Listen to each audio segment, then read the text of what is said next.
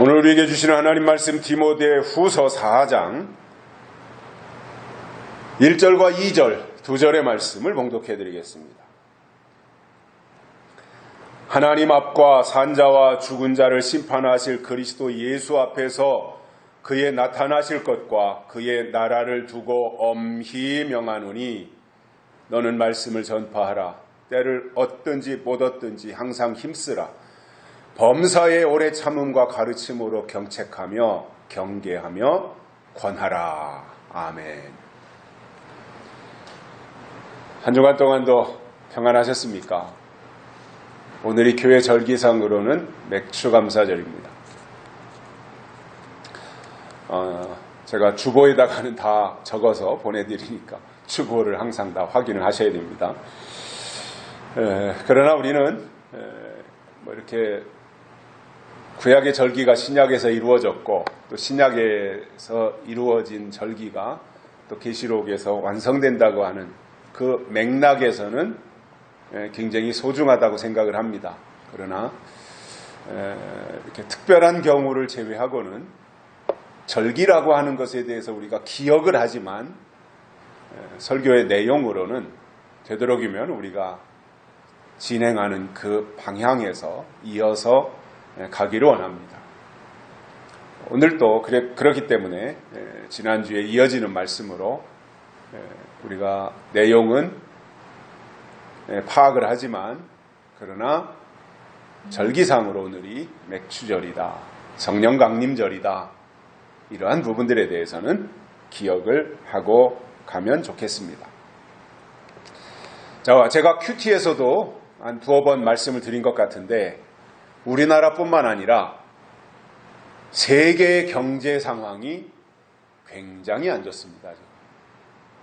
고금리에다가 고물가에 고유가 그리고 고환율이 겹치면서 제 개인적인 생각으로는 경제 상황이 심각할 정도로 안 좋다, 이렇게 생각을 하고 있습니다.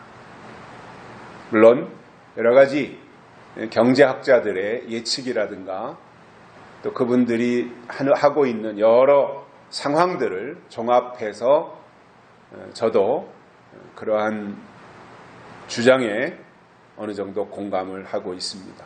게다가 러시아가 우크라이나를 침공해서 전쟁이 일어나고 있기 때문에 거기에서 곡물 파동까지 생기고 있는 상황입니다. 그러다 보니 앞으로 불황을 넘어서 대공황 사태로 이어질 것이라고 하는 불길한 예측들이 나오고 있습니다.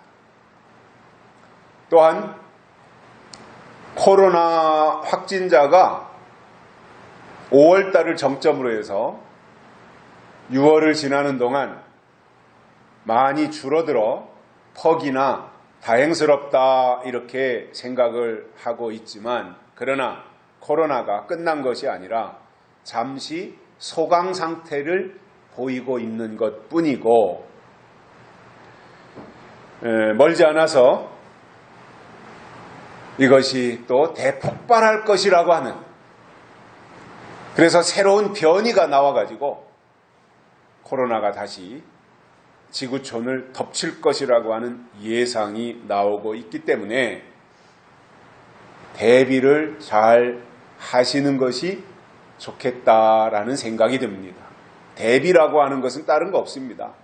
마스크 잘 쓰고 늘 하는 이야기죠. 손발 잘 씻고 그리고 개인의 어떤 체력, 면역력 이러한 것을 증가시키는 것이 저는 가장 중요하다. 저는 예방접종보다 체력과 면역력을 키우는 것이 더 중요하다, 그렇게 생각을 합니다.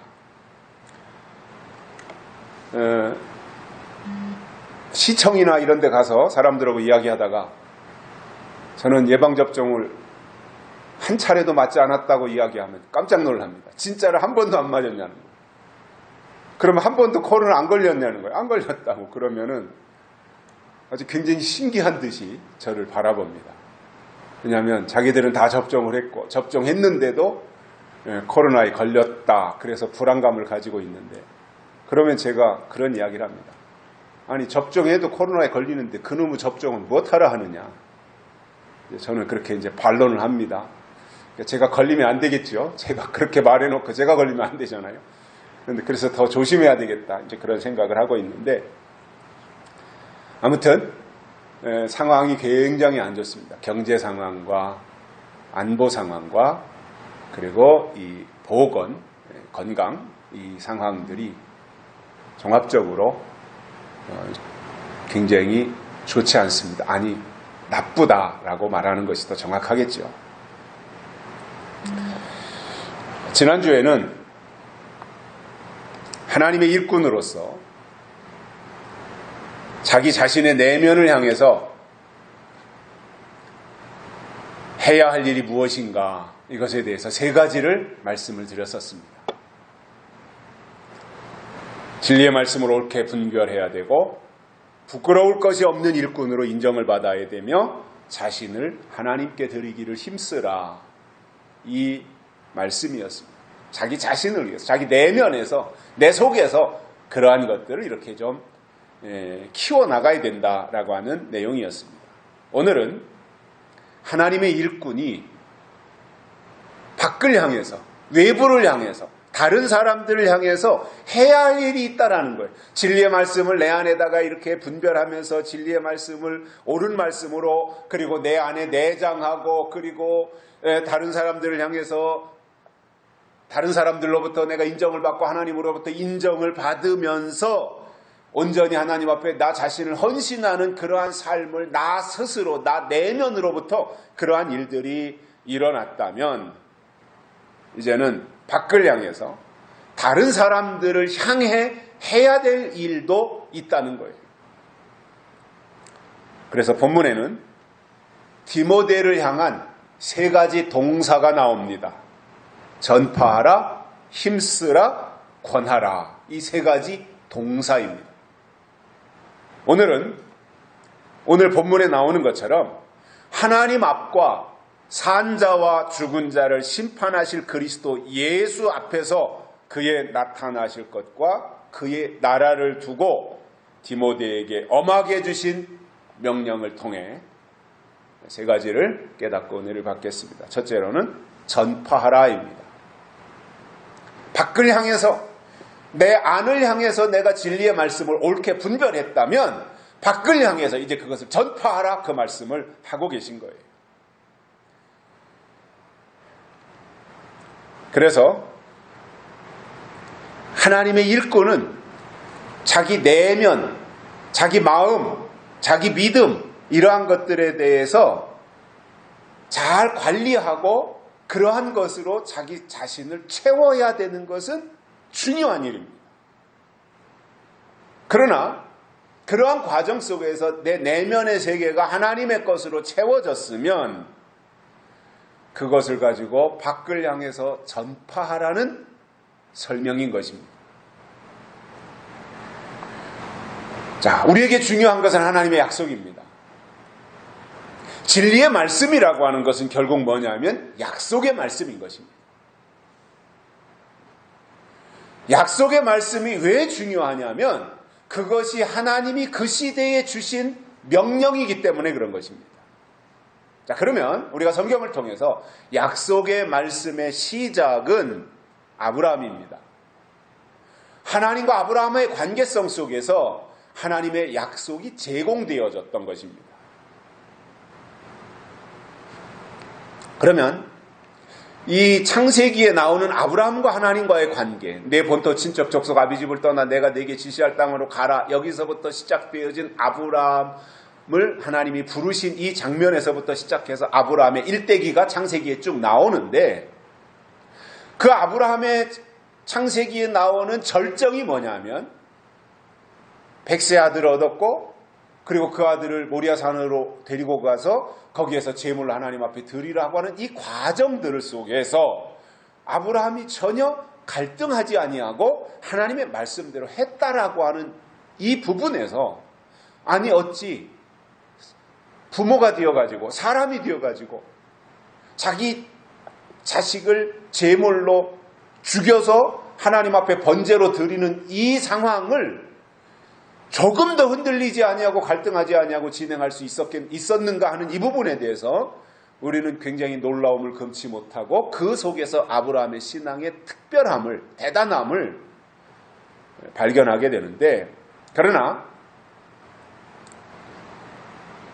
결국 아브라함의 믿음을 하나님이 최종적으로 점검한 것은 모리아 산에서 번제물로 아들 이삭을 드리는 그 과정 속에서 하나님이 이제야 내가 내 믿음을 보았노라 확인을 하셨지만, 그 전 단계로 보면 내가 내게 아들을 주겠다. 그러면 20대, 30대, 40대 모든 조건이 가능할 때 그 말을 했다면 뭐 당연하다고 생각했을 텐데, 아브라함의 나이 75세, 부인 사라의 나이 65세가 되어서 모든 경수가 다 단절되어진 그 상황 속에서 아들을 주겠다 이 말씀을 하셨을 때 그 내용을 그대로 인정하고 받아들이는 이 장면에서부터 아브라함의 특별함은 나타나기 시작했던 것입니다. 자, 이런 아브라함에게 이삭이 출생하는 이러한 과정에 대해서 바울이 로마서에서 말씀한 아주 중요한 내용이 로마서 9장 9절에 숨어 있습니다.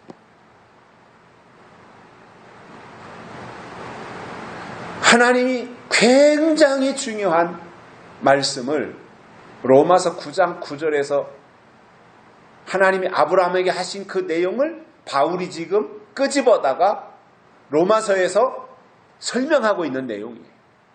로마서 9장 9절 말씀이 뭐냐면, 약속의 말씀은 이것이라, 명년 이때에 내가 이르리니. 자, 하나님이 지금 아브라함에게 말씀하시는 내용입니다. 명년 이때에 내가 이르리니 사라에게 아들이 있으리라, 이 말씀을 하신 거예요. 아브라함의 전체 상황 속에서, 물론 로마서에서 바울이 아브라함과 믿음과의 관계를 조목조목 설명하고 있지만, 사실상 바울이 설명하고자 하는 아브라함의 믿음의 절정이 어디냐면, 저는 로마서 9장 9절이라고 봅니다. 약속의 말씀은 이것이라, 명년 이때에 내가 이르리니. 자, 하나님이 아브라함에게 말씀하고 있습니다. 명년 이때, 내년 이맘때에 내가 이르리니 사라에게 아들이 있으리라. 여러분, 아브라함에게 아들이 태어난 것은 결국 하나님이 아브라함에게 오신 증거였던 것입니다. 그리고 아브라함이 아들을 기다린 것은 100살이나 되어서 아들 덕을 보겠다고 아들을 기다린 것이 아니었습니다. 아브라함에게 있어서는 그랬습니다. 성경이 말씀하시려는 핵심이 이것입니다. 이삭이 태어나는 것은 아브라함 집에 하나님이 오신 증거였던 것입니다. 그렇기 때문에 아브라함이 아들을 기다린 것은 하나님이 오시기를 기다린 것입니다. 이게 굉장히 중요한 핵심입니다. 그런데 사람들이 이것을 간과합니다. 거의 이 부분을 설명하지 않아요. 이처럼 중요한 말씀인데, 아브라함이 100세에 약속대로 아들을 낳았대, 이삭을 낳았대. 그래서 이스라엘 민족의 대를 이어갔대. 틀린 말은 아니지만 부족한 겁니다. 함량 미달인 겁니다. 이삭의 출생은 하나님이 아브라함에게 오신 증거였던 것입니다. 하나님은 이삭을 통해서 아브라함 집에 하나님이 오셨다는 증거를 보여주셨던 것입니다.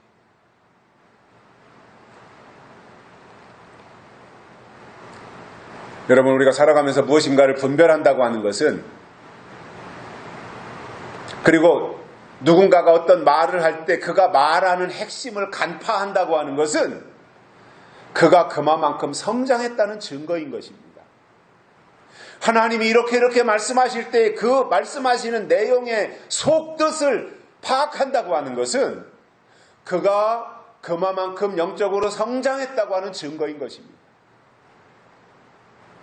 하나님은 우리가 하나님의 뜻을 알기를 원하십니다. 하나님은 우리가 하나님의 뜻을 파악하기를 원하십니다. 하나님은 우리가 하나님의 뜻을 간파하기를 원하십니다. 그런데 과연 이 시대에 하나님을 믿는다고 하는 사람들이 하나님의 뜻에 대해 얼마만큼 관심을 가지고 신앙생활을 하고 있냐 이거예요. 자기 목적을 앞세우지 하나님의 뜻을 내세우려고 하지 않고 있더라 말입니다.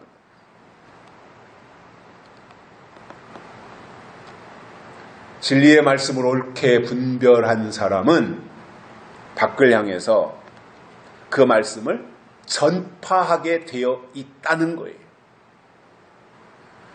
우리가 실제로 그렇지 않습니까? 뭔가 새로운 것을 깨닫거나 발견한 사람들을 가만히 보면 사방팔방으로 돌아다니면서 그것을 외치고 그것을 말합니다. 나 이것을 알았노라고, 나 이것을 깨달았노라고.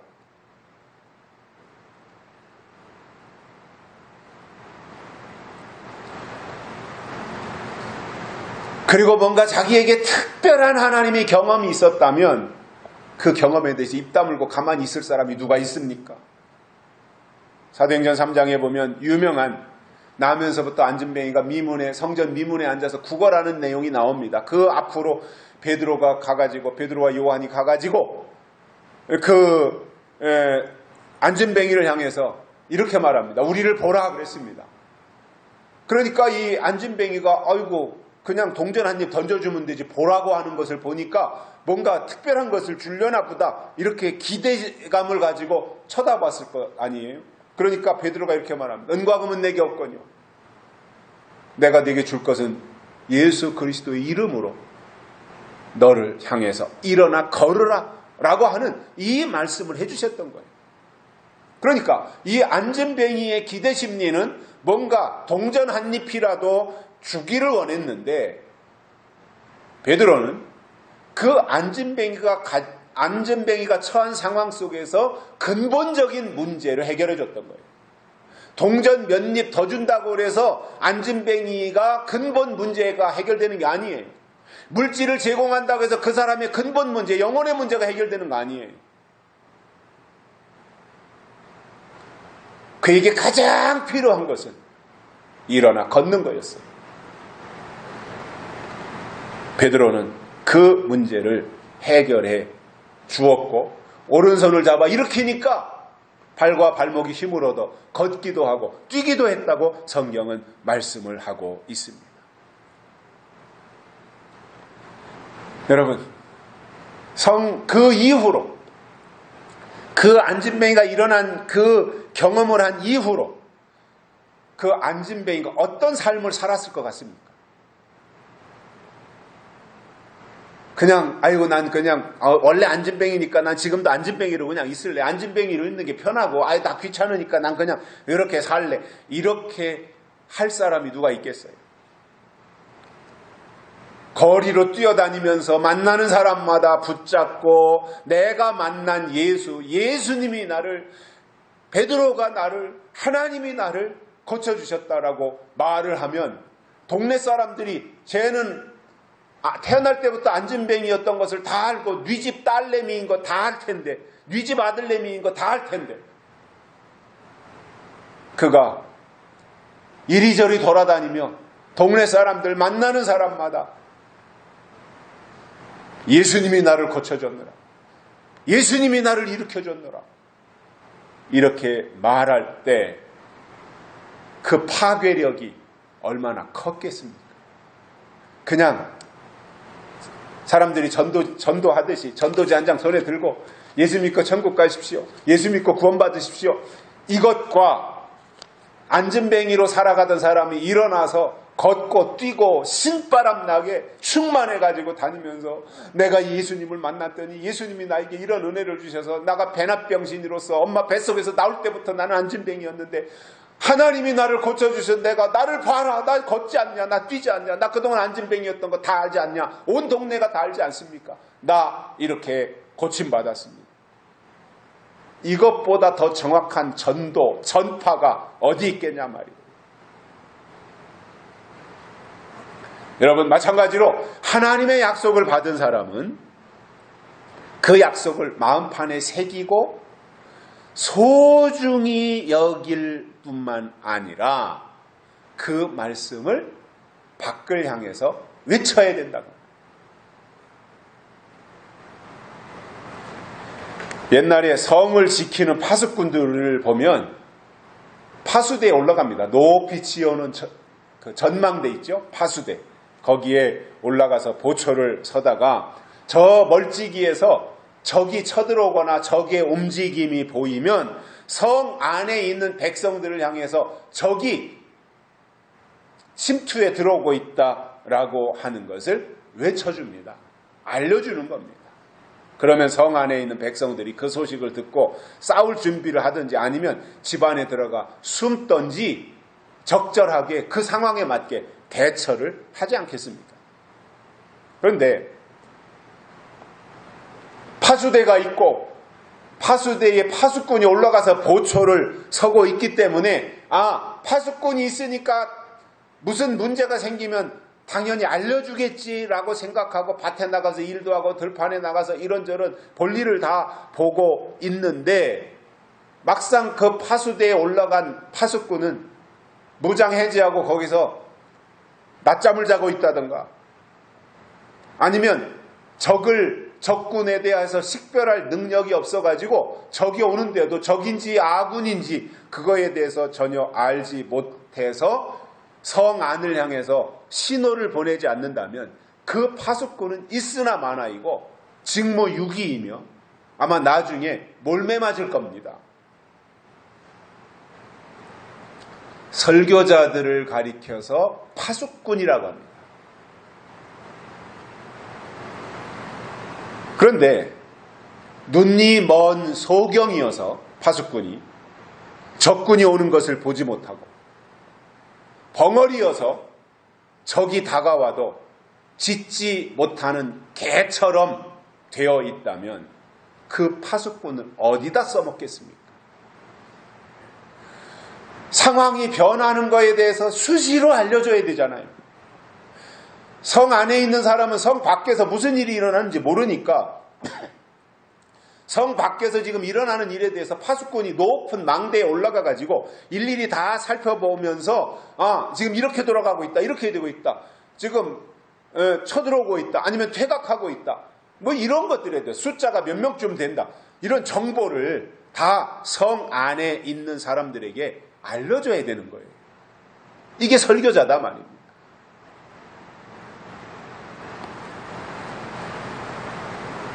이것에 대해서 이사야 선지자는 짖지 못하는 벙어리 개다 이렇게 말씀하고 있어요. 이사야 56장 10절에서 짖지 못하는 벙어리 개라는 거예요.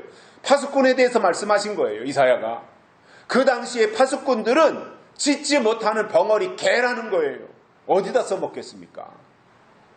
개가 짖지 못한다면 어디다 써먹겠어요? 개는요, 하나님이 창조할 때부터 사명이 뭐냐 하면 집을 지키는 거예요.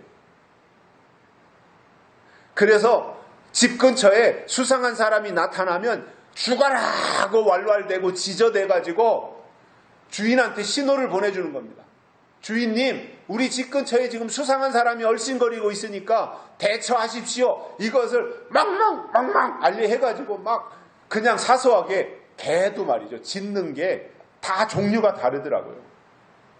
그냥 남이 저 옆집 개가 짖으면 같이 덩달아 짖을 때는 그냥 같이 멍멍 이러고 짖는데 뭔가 근처에 막 이상한 사람이 접근한다든가 이상한 물체가 오면은 이빨을 막 드러내고 으르렁거리면서 아주 잡아먹을 듯이 그렇게 싸납게 지저대더라. 그만큼 위기의 순간이 다가왔다고 하는 것을 주인한테 신호를 보내주는 거거든요. 그게. 마찬가지로 영적 파수꾼들은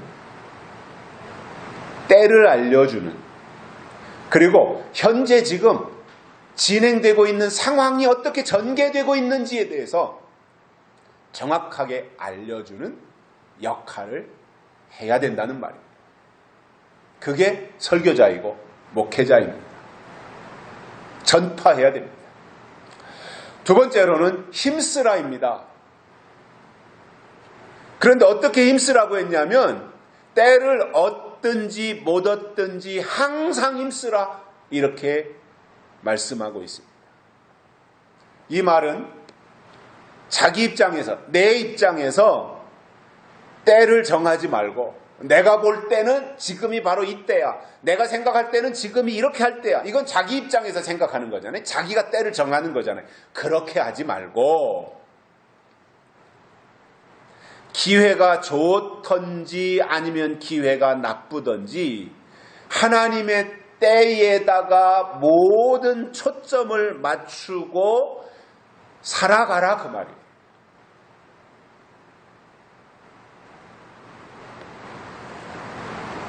우리 기독교는 전적으로 하나님의 주권을 믿는 데서 출발합니다. 모든 것은 하나님이 하신다. 모든 것의 주인은 하나님이시다. 내 인생의 주인, 내 시간의 주인, 내 삶의 주인도 하나님이시다. 심지어는 하나님이 나에게 선물로 주신 자식도 주인이 하나님이시다. 이것을 인정하는 것이 우리 기독교 신앙이에요. 모든 것은 하나님이 창조하셨고 그 창조하신 그 모든 것의 주인이 하나님이시며 주인이신 하나님이 모든 역사 속에서 지금 섭리하고 계시다. 이것이 우리 기독교 신앙의 핵심이에요. 그래서 하나님의 하나님 되심을 인정하는 것, 이것이 가장 소중한 신앙의 가치인 겁니다. 그렇기 때문에 우리 기독교 신앙은 힘으로도 되지 아니하고 능으로도 되지 아니하며 오직 나의 신으로 되느니라고 하는 이 말씀을 믿는 거예요. 우리가 힘쓴다고 되는 것도 아니고 우리가 노력한다고 해서 구원이 완성되는 것도 아니고 내가 애쓴다고 해서 천국 가는 것도 아니고 오직 하나님의 신으로 되는 신의 역사라는 것을 설명을 해주고 있습니다. 그렇다고 해서 힘쓰지 말고 애쓰지 말고 노력하지 말고 수고하지 말고 무의도식하며 아무것도 하지 말라는 말이 아닙니다.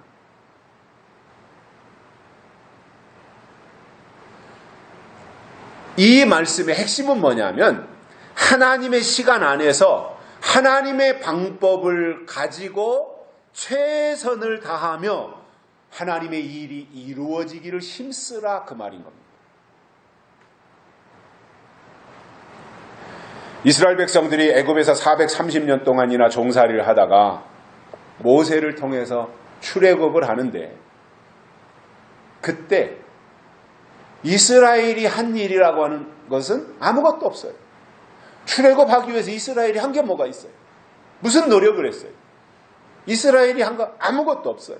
다만 하나님이 모세를 보내서 바로 왕을 굴복시키고 또 10가지 재앙을 내리기 전에 10가지 재앙을 내리면서 하나님이 모세에게 하신 말씀이 있습니다. 이스라엘 백성들에게 고하라. 뭐라고 고해야 되느냐?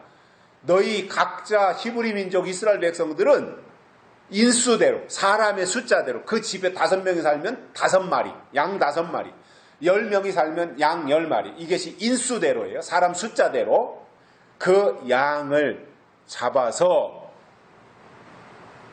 문 설주와 인방에다가 바르라. 문이 이렇게 돼 있으면, 이게 이제 문을 이렇게 열고 닫고 이렇게 들어가는데, 문이 이렇게 돼 있으면, 옆에 이게 문짝이 있고, 문틀이 있을 거 아니에요. 이렇게 문틀. 문틀이 있어야 문짝을 거기다 달지 않습니까? 그러면 이제 문틀이 밖에 이렇게 있는데 설주는 기둥이에요. 양쪽에 문틀의 기둥. 인방은 문지방 아래. 이것이 인방이에요. 그러니까 설주와 인방에다가 사람 숫자대로 그 집에 5명이 살면 양 5마리를 잡아가지고 양의 피를 바르라는 거예요. 이것밖에 한 게 뭐가 있습니까? 이스라엘 백성들이 출애굽할 때 그거 하나 있어요. 그것도 자기네들이 의지로 한 게 아니에요. 하나님이 모세를 통해서 이렇게 해서 애굽에서 탈출하니까 빨리 양을 잡아가지고 그리 하라고 명령하니까 그 일을 했더니 장자가 죽는 재앙 가운데서 죽음의 그림자가 설주와 인방에다가 피를 바른 히브리 민족의 집은 뛰어넘어갔다. 유월했다 이거예요. 그게 유월절이에요. 죽음의 그림자가 뛰어넘어갔다. 패스오버했다. 이 말씀을 해준 거지요. 요한계시록에 보면 하나님의 인치는 역사가 나오는데, 자, 하나님 입장에서는 인을 치시는 것이고 사람 입장에서는 그 인을 맞는 것인데, 내 것으로 받아들이는 것인데, 인이라는 것도 그렇잖아요. 내가 힘쓰고 애쓰며 노력한다고 해서 인 맞는 게 절대로 아니잖아요.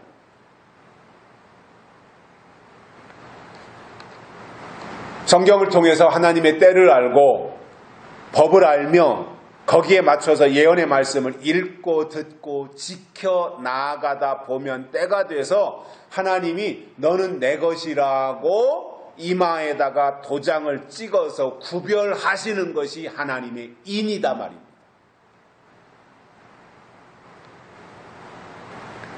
그러니까 내가 뭔가 선행을 쌓는다든가 내가 어떤 노력을 해서 인 맞는 것이 아니라, 구원받는 것이 아니라 전적인 하나님의 은혜로 된다는 거죠.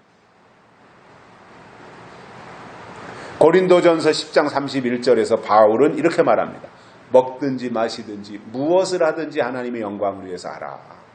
이렇게 말씀하셨는데 오늘 본문에서는 때를 얻든지 못 얻든지 항상 힘쓰라 이렇게 설명하고 계십니다.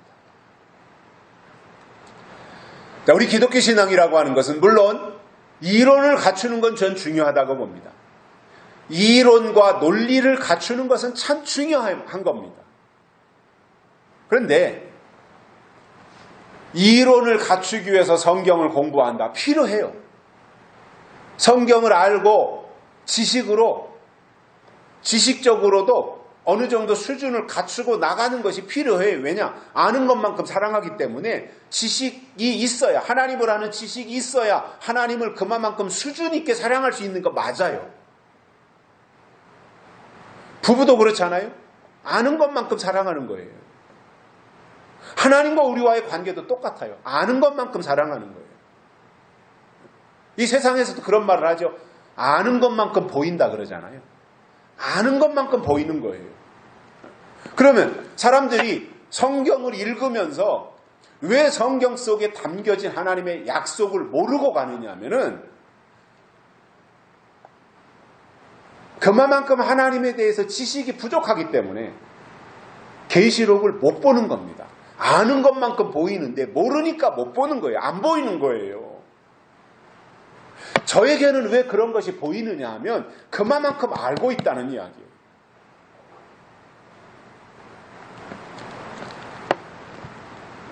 그런데 이 안다고 하는 것이 단순히 그냥 지식으로만 끝나서 이거 내가 그냥 지식으로 싸가지고 머리로만 이해하고 그러기 위해서 내가 성경 공부에만 열중해서 머리로만 하나님을 알고 가자는 것이 아니라 하나님을 알고 성경을 아는 것만큼 행하는 것이고 행하기 위해서 아는 것이고 그렇게 살기 위해서 아는 것이어야 된다 그 말이에요. 그냥 머리로 이론적으로만 알고 있기 위해서 아는 것이 아니라 실천하기 위해서 살기 위해서 아는 것이라야 진정한 지식이 되는 거죠. 머릿속에만 머물러 있는 지식이 무슨 의미가 있으며 그것을 어디다 써먹겠습니까? 그래서 하나님의 요구는 행동하는 그리스도인이 되라는 거예요. 행동하라, 움직이라, 그렇게 살아라, 그거예요. 말로만 떠들지 말고 머릿속으로 관념적으로 이론적으로만 머릿속에서 하나님은 이런 분이시다, 하나님은 이런 분이시다, 예수님은 이런 분이시다, 이렇게 알고 있지 말고 그것을 알았다면 실제로 그것을 삶 속에 반영해서 그렇게 살아갈 때 그에게 주신 하나님의 지식은 진짜가 되고 그 지식이 하나님을 아는 것과 연결되어지고 그리고 하나님의 뜻을 깨닫는 것으로 이어져서 신앙이 성장하고 발전해 간다, 그 말입니다. 예수님이 마태복음 7장에서 모래 위에 집을 짓는 사람과 반석 위에 집을 지은 사람에 대해서 말씀하셨습니다. 이 두 사람 다 집을 짓느라고 땀을 흘리고 애를 썼습니다. 수고했습니다. 똑같습니다. 그 수고는 반석 위에 집을 지은 사람이나 모래 위에 집을 지은 사람이나 집 위에다가 30평짜리 집을 지을 때 기와집을 짓든 초가집을 짓든 똑같이 수고하지 않겠습니까? 그리고 평상시에는 모래 위에 집을 지은 사람이나 반석 위에 집을 지은 사람이 아무런 차이가 없어요. 똑같아요. 평소에는. 그러나 어느 날 비가 내리고 창수가 나니까 급류에 그냥 물이 휩쓸려가지고 쫙 내려오니 모래 위에 지은 집이 견뎌낼 수 있습니까? 그러니까 집은 화려하게 졌는지 모르지만 이런저런 치장을 해서 보기에 좋았는지 모르지만 홍수가 나고 비바람이 몰아치고 그리고는 계곡에서 흐르는 그냥 물이 냅다 흘러와서 그 모래 위에 지은 집을 탁 쳐버리니까 폭삭 무너졌단 말이에요.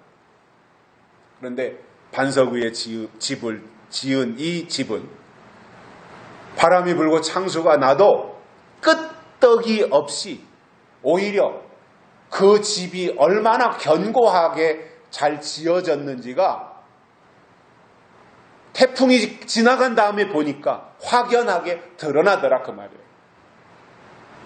여러분, 평상시에는 육적인 신앙이나 영적인 신앙이나 똑같아 보이고 땅에 속한 신앙과 하늘에 속한 신앙이 차이가 없어 보입니다. 평소에는 그렇습니다. 그러나 막판에 가서 환란의 바람이 불어오면 그때 가서 그 집의 기초가 어디에 있었는지가 판가름 나는 거예요.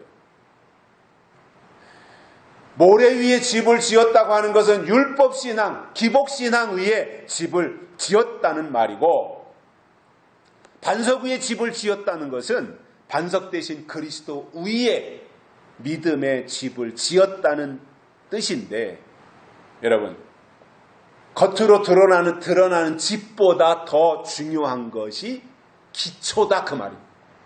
어디에다 집을 지었느냐, 이것이 그가 지은 집보다 더 중요하다, 그 말입니다. 어디에다 지었느냐.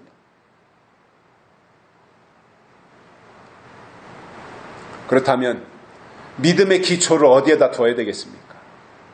모래입니까? 아니면 반석입니까? 이렇게 물어본다면 어린아이들도 당연히 반석이요, 이렇게 대답하지 않겠습니까? 그러나 실제로는 많은 사람들이 말로는 하나님을 말하고 입으로는 주여 주여 하고 있는데 그 신앙의 토대가 모래신앙이라면 환란을 이기지 못하고 그날 가서 다 무너져서 그 신앙의 본색이 그대로 다 탄로나고 말 것이다, 그 말이에요. 이게 부끄러움을 당하는 거예요.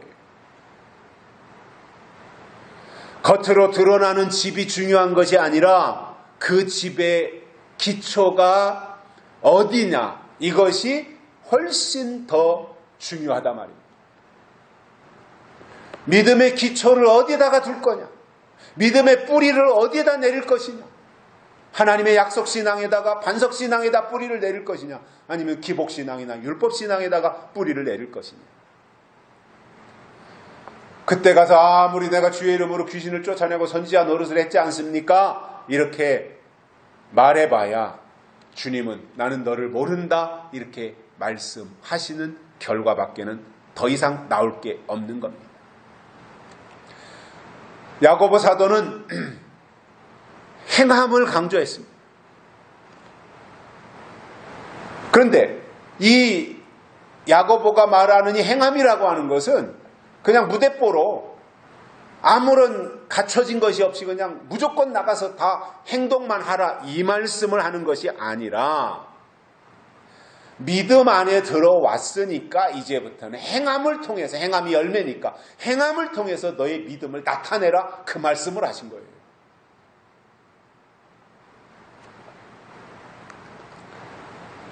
세 번째로는 권하라입니다. 권하라.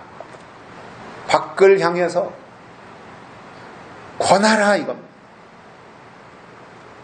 권한다는 것은 강요하라는 것이 아닙니다. 강요가 아닙니다. 좋은 것이니까 내가 추천해주고 권면해주는 거예요.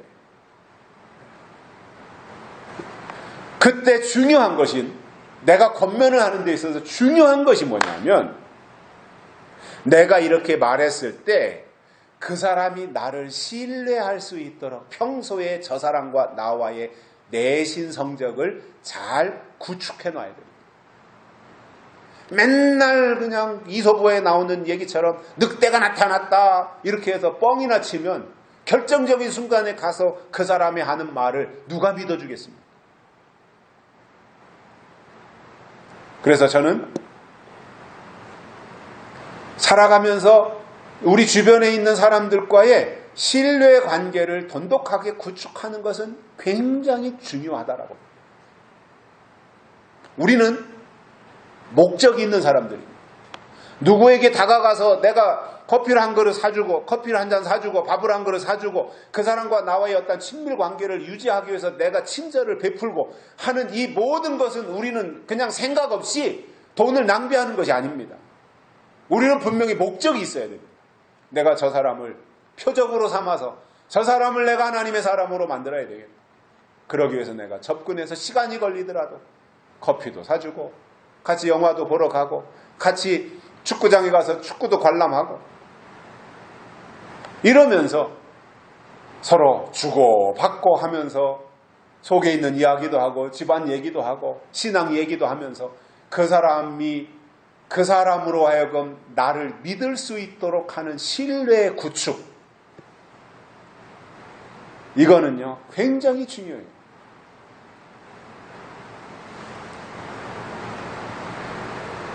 그래서 신뢰할 수 있도록 만들어 놓고 그를 설득시키는 게 이게 권하는 거예요. 이렇게 하면 좋지 않겠어요? 신앙생활을 하는 데 있어서 이런 것도 있던데 나하고 같이 이 방향으로 한번 해보면 어떨까? 나는 재림신앙을 가지고 신앙생활을 해보니까 이런 부분들이 참 좋고 깨달음도 많이 있고 날마다 내 삶이 말씀 안에서 풍성해지는데 이런 신앙세계를 같이 경험하고 나아갈 수 있으면 참 좋겠다라고 이렇게 권하는 이 내용이 어떻게 보면 실질적이면서 실질적인 전도가 되는 거죠. 그 사람이 내 말을 받아들이든 받아들이지 않든 내 말을 듣든지 안 듣든지 그것은 그 다음 일이고 내가 그를 향해서 권면할 책임은 있다는 거예요. 그런데 어떻게 권면해야 되는가? 권면하는 방법이 오늘 본문에 나오는데 이렇게 말씀하고 있습니다. 범사의 오래 참음과 가르침으로 경책하며 경계하며 권하라 이렇게 말씀하고 있습니다. 그냥 권하라는 게 아닙니다. 아무거나 권하라는 것이 아닙니다. 오래 참고 가르침으로 경책하며 경계하며 권하라 이렇게 철두철미하게 말씀하고 있습니다. 억지로 그에게 가서 강요하듯이 하지 말고 또 상대방을 질리게 만들지 말고 그의 눈높이에 맞게 오래 참음과 가르침으로 경책하면서 지혜롭게 권면하라는 말이에요. 자식을 낳아서 키우는 부모는 얼마나 힘들어요. 예? 자식을 하나 만들어 놓고 이제 세상에 태어나게 해놓고 그 자식을 뒷바라지 하는 것이 얼마나 어려워요. 사실 부모니까 그 일을 하지 누가 할 수 있는 사람이 누가 있겠습니까? 그러니까 부모의 입장에서는 그 아이가 그냥 빨리빨리 컸으면 좋겠고 그 아이가 그냥 어떻게 그냥 빨리 이 과정을 빨리 거쳐가가지고 그 다음 단계로 빨리 갔으면 좋겠는데 자식을 낳아서 키우는 부모는 절대로 자식을 앞에 놓고 서두르지 않아요. 사실은 마음속으로 그런 마음 들지 않겠습니까? 밤낮이 바뀌어서 그냥 밤에는 안 자고 밤새 울어대고 낮에는 자고 그러면은 어떻게 되겠어요? 그러니까 속으로는 막 어떤 사람은 그런 데잖아요. 저 녀석 그냥 창문 밖으로 집어 던지고 싶다고 이제 그런 속으로 그런 생각을 별 생각을 다 하지 않겠어요? 자식을 키우다 보면 부모가 돼가지고. 그러니까 때로는 그런 마음도 들지 않겠습니까? 이 녀석을 그냥 뻥튀기가 있다면 뻥튀기에다가 집어넣어가지고 그냥 한순간에 뻥 튀겨서 이제 돌진한 녀석이 한 5살이 되고 말이죠. 자기 의사표현 다 할 수 있게 이렇게 하고 싶은 마음이 굴뚝 같지 않겠습니까? 힘들 때는. 그런데 사람은 그렇게 크는 게 아니잖아요.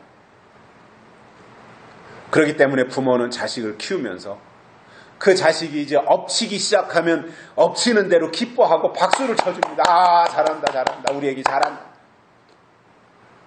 그러다 기어다니면 또 기어다니는 대로 그것을 보면서 신기해하고 걸음마를 하기 위해서 그냥 한 발짝 띄워놓고는 수백 번 엉덩방아를 찢는데도 잘한다고 응원하면서 기다려주잖아요. 마찬가지로 권하는 자들도 자기 기분 내키는 대로 하거나 서두를 것이 아니라 부모의 마음으로 기다려주라는 겁니다. 사실상 우리보다 하나님이 더 급하시거든요. 우리가 급한 게 아니에요. 사실은 하나님이 더 급하신 거예요. 그런데 하나님보다 우리가 더 앞장서 가지고 하나님의 일을 그르쳐버린다면 그거는 도움을 드린 게 아니잖아요. 우리가 살다 보면 주변에서 이런저런 다양한 사람들을 만나게 되는데 어떤 사람은 절대로 그 사람은 게으른 사람이 아니에요. 그런데도 선천적으로 태어나기를 말과 행동이 느린 사람이 있어요. 게으른 것과 느린 건 다르잖아요. 그런데 그런 사람들을 성격이 급한 사람들이 볼 때는 마음에 안 들어요. 말도 느릿하고 행동하는 것도 그냥 늘보처럼 그냥 느릿느릿 이렇게 한다 그러면은 성질이 급한 사람이 보면 막 열불 나겠죠. 마음속에서 막 우라통이 터지고. 그런데 느린 사람은 그 사람이 태어나기를 그런 체질로 태어났기 때문에 그 사람에게 맞추는 것이 오히려 배려예요.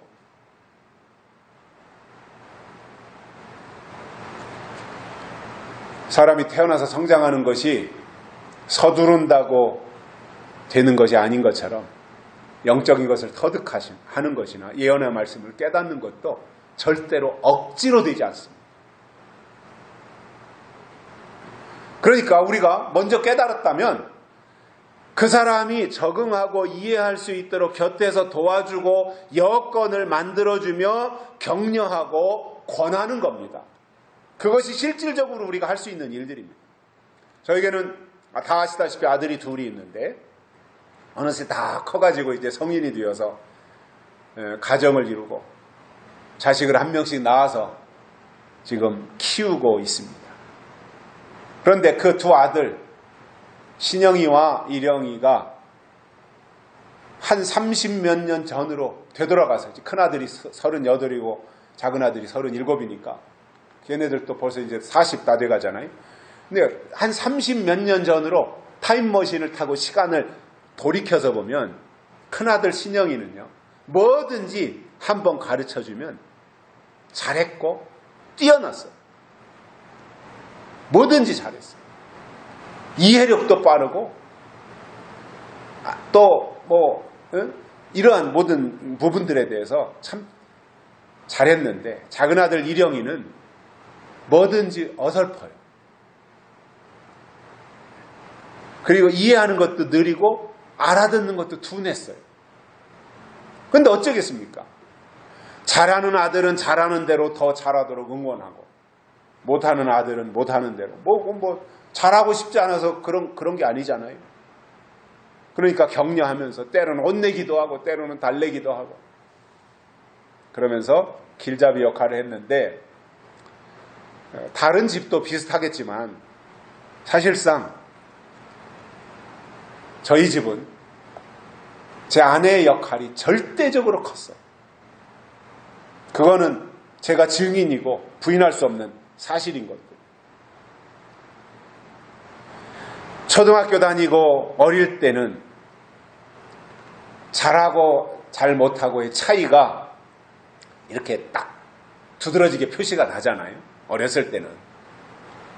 그런데 걔네들이 어떤 과정을 거쳐서 뒷구멍으로라도 대학에 들어가고, 그리고 이제 자기들이 철이 들어서 대학을 졸업하고 시험에 합격하고, 그리고 기업체 회사에 취직을 하고, 그러면서 자기 전공을 찾아가니까 지금 보면 다 자기 분야에서 자기 직업군에 맞게 잘하고 있더란 말이에요.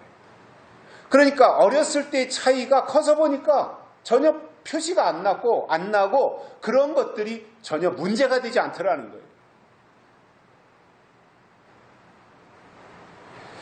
그러한 것들을 보면서 모든 것은 때가 있구나. 옛날 어른들이 사람은 10번 바뀐다고 했다는데 이렇게 변화되고 본인이 하려고 마음먹고 의지를 가지고 하니까 되는구나. 옆에서 엄마가 응원해주고 때로는 엄마가 매몰찰 정도로 냉정하게 야단도 치고, 이런 과정 속에서 걔네들이 깨닫고 터득하면서 정상적인 역할을 할 수 있는 이 단계까지 온 것이구나. 이러한 것들을 보면서 일찍 깨닫는 아이도 있지만 초등학교 때 그러한 부분들에 대해서 이해하지 못한다고 해서 그 아이가 인생의 낙오자가 되는 것이 아니라 좀 더딘 것뿐이지, 나이가 어느 정도 들면 늦게 깨닫는 대기만성형도 있더라는 거예요. 그런데 부모가 못 기다리는 거잖아요. 부모가 닥달을 하는 거잖아요. 너는 서울대학교 가야 돼. 이게 부모가 정해놓은 틀에다가 자녀들을 갖다 맞추려고 하니까 걔네들이 얼마나 힘들겠어요. 어찌 보면 이제 우리나라도 지금 그런 방향으로 가고 있습니다만은, 저 미국이나 이런 유럽이나처럼 그 아이가 가장 잘할 수 있는 것을 어렸을 때 발견해서 그 방향으로 갈 수 있도록 해주는 것이, 그 아이가 스트레스도 받지 않고 행복해하면서 자기가 하고 싶은 일을 유감없이 재능을 발휘할 수 있게 되는, 이것이 저는 진정한 의미의 교육이 아니겠는가. 학교 교육이 그 방향으로 가야 되는 것이고, 것이듯이 그렇게 맞춰주는 것이 참 좋구나, 이런 생각을 해봐요. 부모와 남의 차이가 있다면 부모는 자식이 잘 적응하고 성장할 수 있도록 기다려준다는 겁니다. 부모는. 그러나 남은 기다리지 않고 잘하는 사람만 데리고 간다, 이겁니다. 이것이 차이점입니다.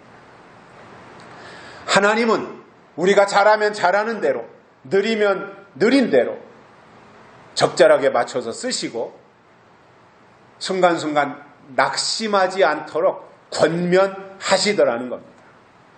여러분, 신앙이 성장한 증거는 믿음이 약한 사람들을 향해서 권하는 거예요.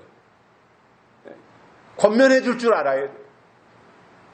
그리고 바른 신앙의 길로 이렇게 안내하고 지도해 주는 역할을 할 수 있어요.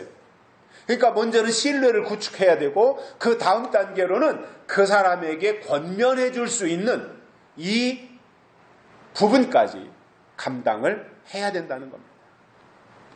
오늘 말씀에서 사도 바울은 이렇게 설명하고 있습니다. 범사의 오래 참음과 가르침으로 경책하며 경계하며 권하라. 이것이 디모데에게 주신 세 번째 명령인 것입니다. 결론으로 우리가 하나님의 뜻을 깨닫는다고 하는 것은 가장 큰 하나님의 은혜입니다.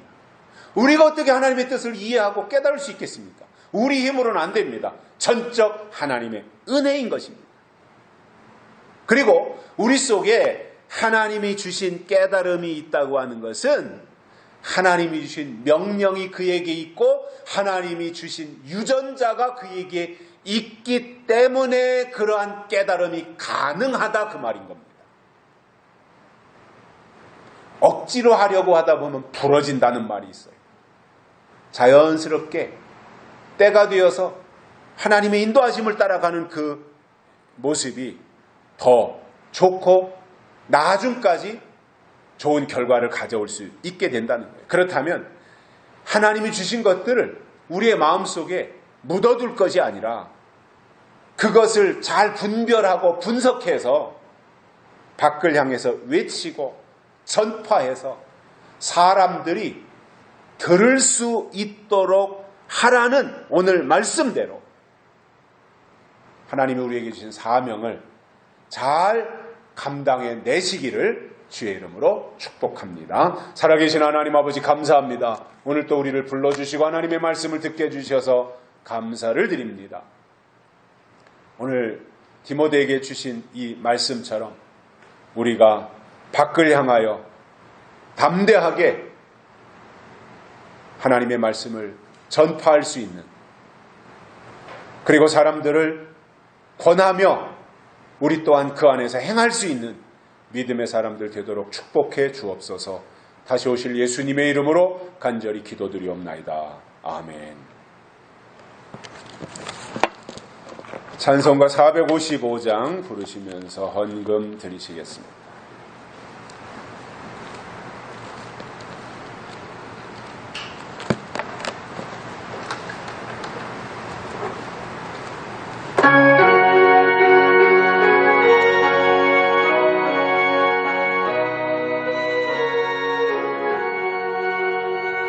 주 안에